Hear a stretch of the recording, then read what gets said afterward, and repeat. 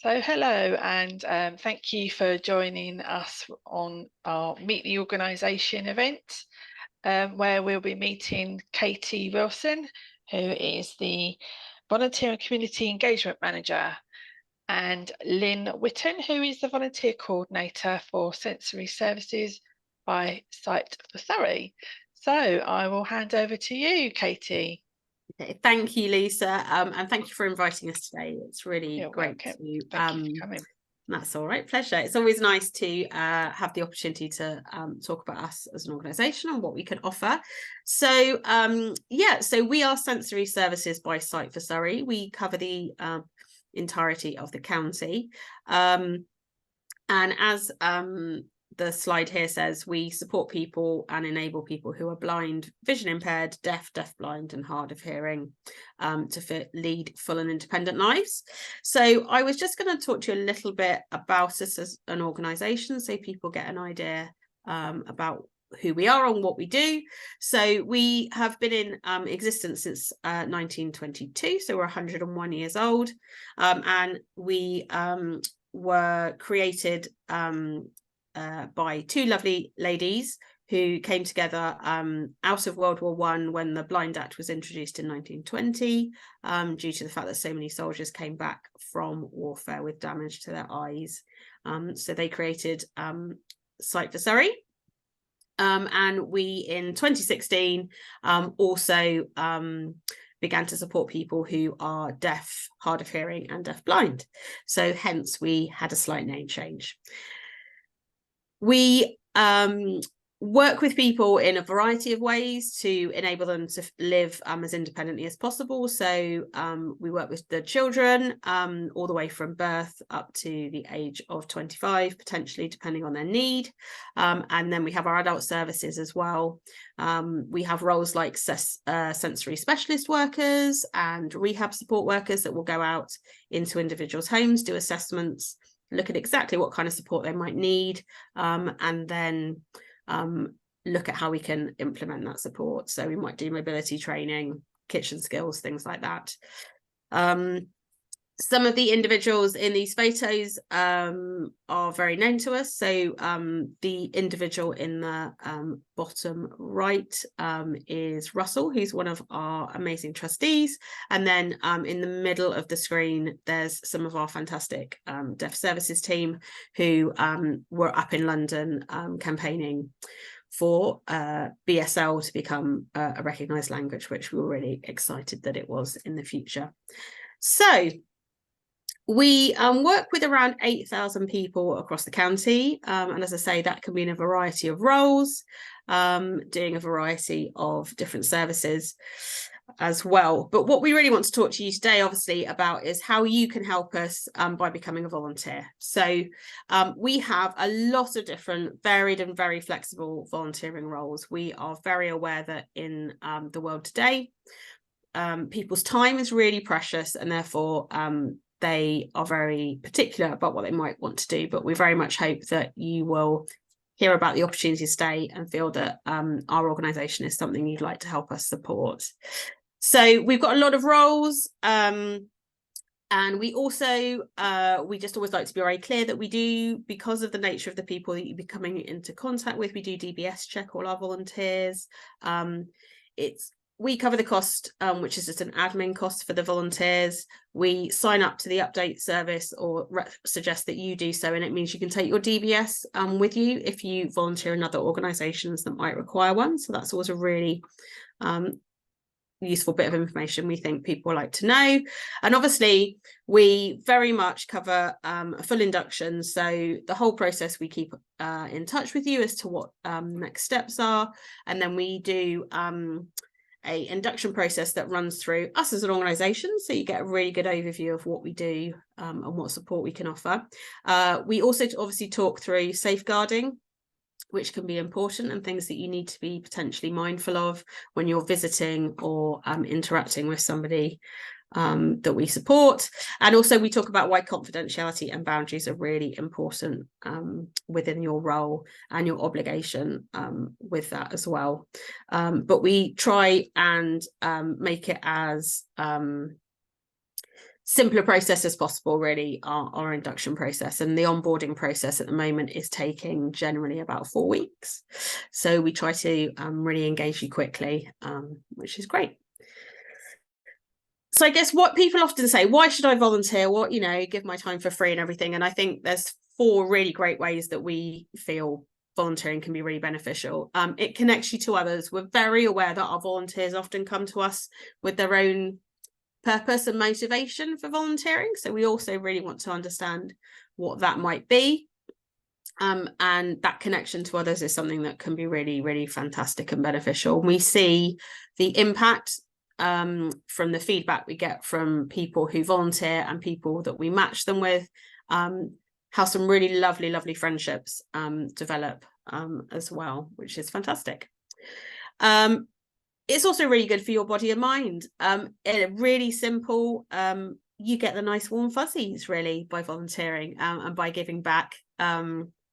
So, you know, you feel really good, really positive. So for your mental health, I think it's a really beneficial thing. Volunteering can also obviously lead you to develop skills that maybe you haven't used for a while. So maybe you've been out of work for a little while and you want to kind of refresh those skills. It might be that you're a student and you want to build up your CV and your interpersonal skills or your organisational skills and things like that. So it can really help advance your career. And also it just brings fun and fulfillment, really, I think, to life. I volunteer in my own free time, and I do it because I find it really fulfilling and really interesting and fun. And the people that I do it make me feel really aware of what I'm doing and the impact I'm making. And that's also something we're really keen to do, is, you know, we always want to give that feedback to the people that volunteer for us. So, as I say, we've got a variety of roles. So I was just going to run through some of them. And I've tried to personalise all the roles as well to introduce you to some of our amazing volunteers, of which we have a lot. So meet Patrick and Susan. So Patrick and Susan started volunteering with us just over a year ago. We met them at a volunteer recruitment event that was running in their area. They had just moved to the area and were really keen to get involved in their local community. So they home visit for us, and they visit as a couple, which is really nice. So we've matched them with 2 different individuals. They visit once a week, and they essentially go and have a cup of tea and a chat so that those people feel much less socially isolated. Both these individuals aren't as mobile as they used to be, so getting out could be a little bit more of a challenge, especially with their the fact that they're vision impaired. So someone coming into the home, just talking about life, talking about their experience is really, really beneficial. And they say, you know, we love volunteering and giving something back. We get real satisfaction from visiting and that we're serving the community. They also, actually this couple, they also volunteer for our children's department, who we'll talk a bit later as well. So in a nutshell, what do we need as a home visitor? So we need someone who is able to just give us an hour a week. We match you with someone who has a similar interest. So when you come through to us, we really want to understand you as an individual. You know, what's motivating you? What do you like to talk about? What may be subjects that you're not so keen to talk about? And then we look at the people that have been referred to us and match you accordingly. Once you've gone through our whole induction process, we would book that first home visit, and we would come with you to introduce you to the individual we've matched you with. And then as long as both sides are very happy, we offer you both the opportunity to give us some feedback after that visit, the next day or a couple of days later. If everything's fine, then we just say to them, over to you, you guys can organise that visit. And then we check in every 6 to 8 weeks. The only thing we ask our volunteers to do is make sure that they let us know when they're visiting. Obviously, there's a safety aspect that means we always want to be able to know what day and time you're visiting in case there were any potential problems. So that is our home visitor role. Obviously, when COVID hit, we had to really think about how we were going to be able to continue to support certain individuals, and a lot of our home visitors actually became phone befrienders for us. And what was also really lovely about this role is that a lot of people that we supported came to us and said, you've given me so much, I feel I could do something. I can call someone at home. That's really simple. So we do have a percentage of our volunteers now who are also people that we've supported in the past, which I think is absolutely fantastic. Eden came to us. He was looking to volunteer as part of his degree. So as part of that degree, he was asked to go out and volunteer within the community. And he came to us. He'd had a personal connection, which was really fantastic. And he was only going to do that, or only had to do it for 6 weeks, but he loves it so much that he's continued to do it. And again, because he can just phone her when it's convenient, he can do it when he's not living at home, and when he's back at uni, he's up in the Midlands. So it's really great. He calls her once a week. And the feedback we always get is that he just finds her such an inspiration. And I think that he's learning a lot from her as much as she's really enjoying that interaction and that chat with him. So as a phone befriender, it's asking you again just to call somebody once a week rather than visit. So those calls are often between 20 and 30 minutes. We do have volunteers that say they talk for an hour and a half because the conversation just flows, but obviously it's not it's as long as you both feel comfortable doing. Again, we match you with someone who has similar interests, or even if it's individuals where there is a bit of an age gap, you know, we always feel there's always something that you got as an individual you can connect with somebody else about. And we organise that first call. And again, we just do that touch base afterwards. How did you feel that went? As long as you're happy, then you guys just keep talking once a week. We're always there. And then we just do that general check-in call every 6 to 8 weeks as well. Excuse me. Obviously, those roles are a little bit more of a commitment, so it tends to be a weekly commitment. We do have home visitors and phone befrienders where the calls or the visits are only wanted maybe every fortnight. So there is a little bit of flexibility in that role. But for people who maybe don't want to make a regular commitment but do still want to help, we have our driver role, amongst others. And this is the lovely David. Now, David has been volunteering with us for a number of years, and he picks up some of the people we support and drives them to our communication class that meets every Thursday in Merston. And he also stays and helps run that event, which is really fantastic. Always comes with a smile, always willing to help out. And we also, last year, we nominated him for a Reigate and Banstead Mayoral Award. We were really delighted that he actually won his category, which was really fantastic. We felt it was a really, really nice way for us to kind of show the recognition and how much we appreciated what he did.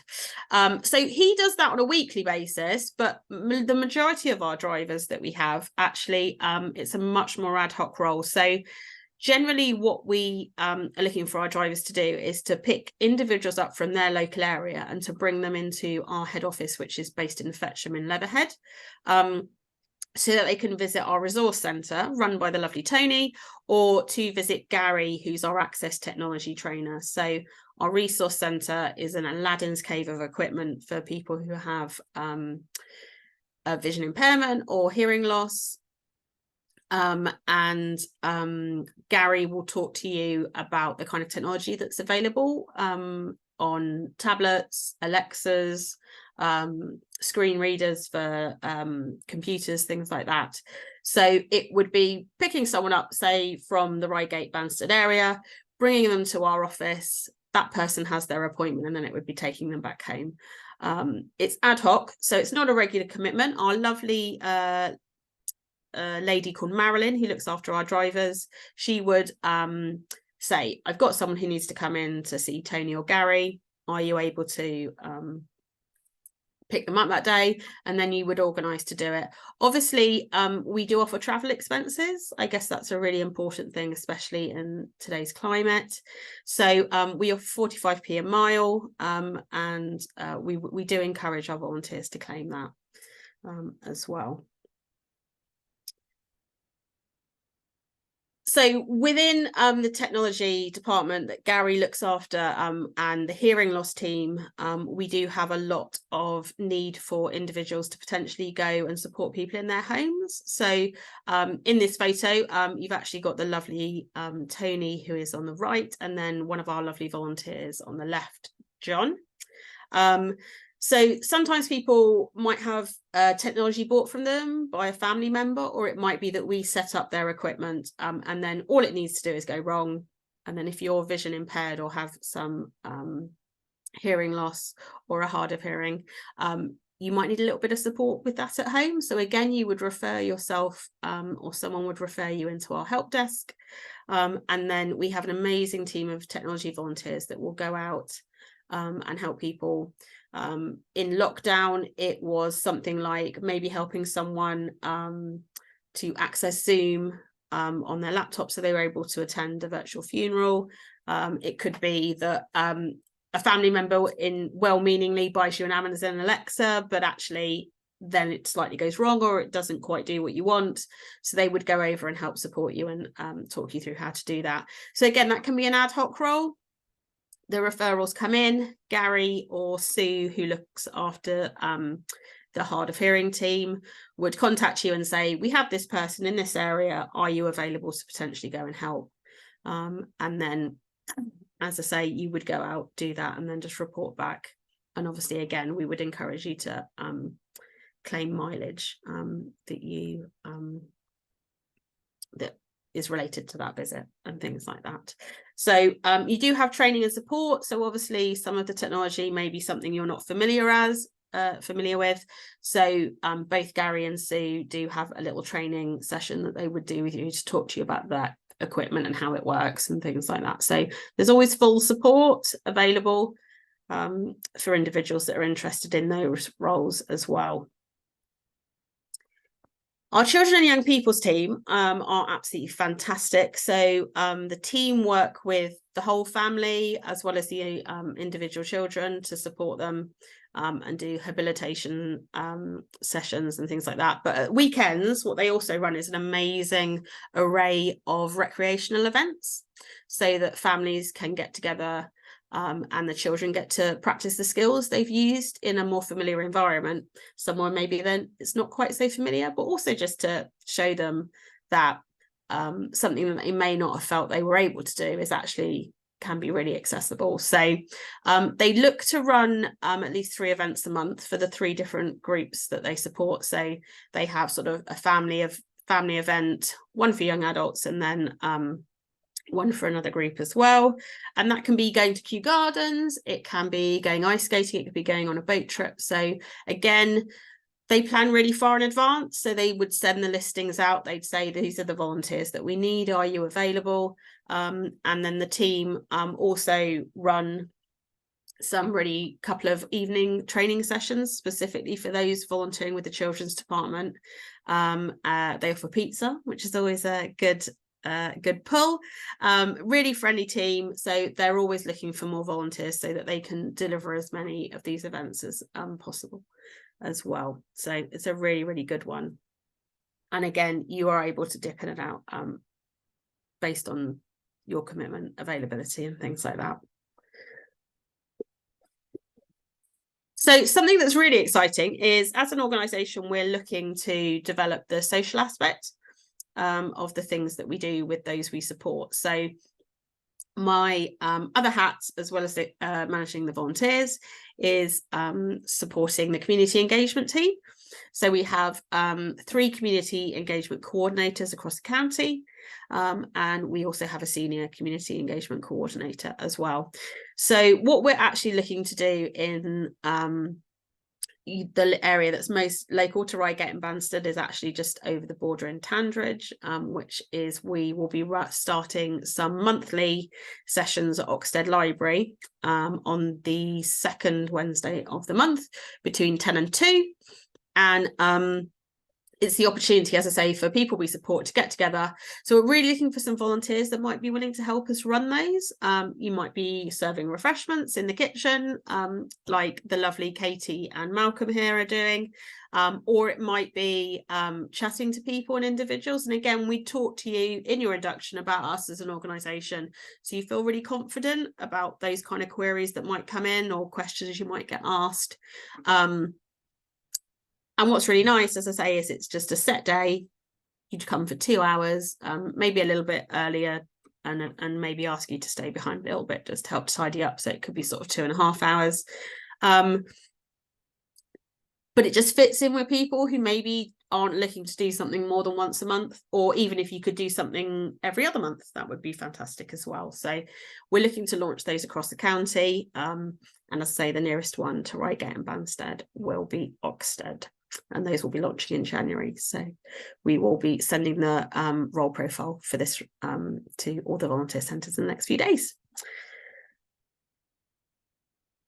So I guess really, hopefully that's whetted your appetite, that's given you an idea of the volunteering opportunities that we have. We're always looking for new roles we might want to introduce. You know, we obviously talk to other departments within the organisation about any need that they might have.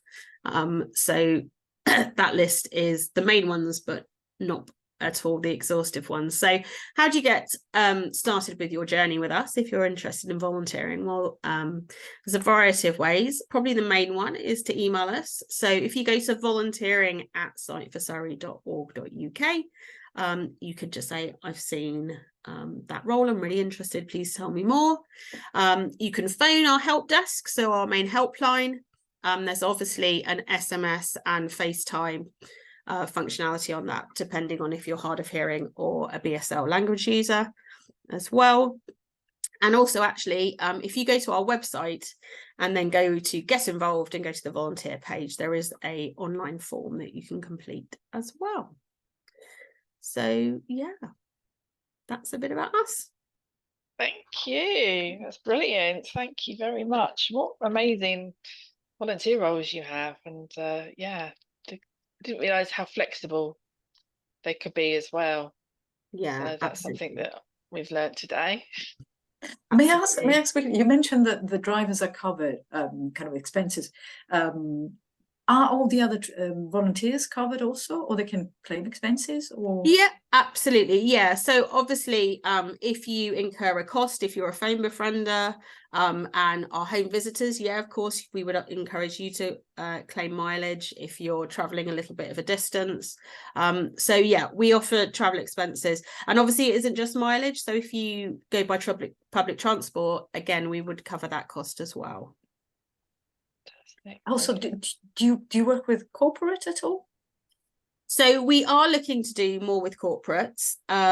What we're looking at is trying to talk to some corporates about whether, rather than people using maybe their 2-3 volunteer days, excuse me, all in one go, whether they could break those down into sort of a 20-minute phone call once a week. You know, that is, then you're not losing maybe 20 members of your team for an entire day. You're just losing people maybe once a week for sort of 20 minutes, just allowing them to fit that in their working day.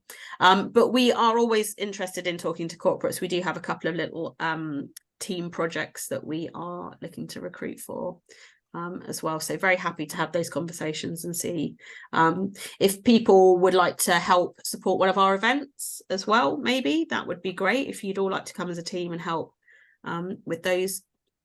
Again, that's a conversation that we would be very happy to have with you. Those phone calls, Katie, would the corporate people need to have DBS checks? Yes, so we would check all our volunteers. Okay, right, okay. And you would arrange all those? Yes, we would. Yes. Yeah. Okay. Would you take on anybody with extra support needs? Yeah, I mean, we're always very happy to have that conversation. So yeah, we have worked with people in the past that do have an additional need. I would say it would just be a conversation to have about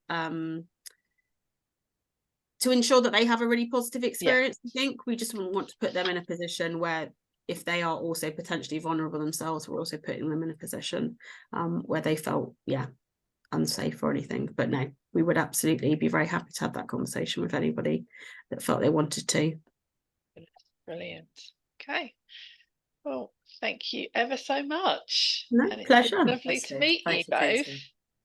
Yeah. And thanks once again. Thank you. See you soon. Pleasure. Thank you.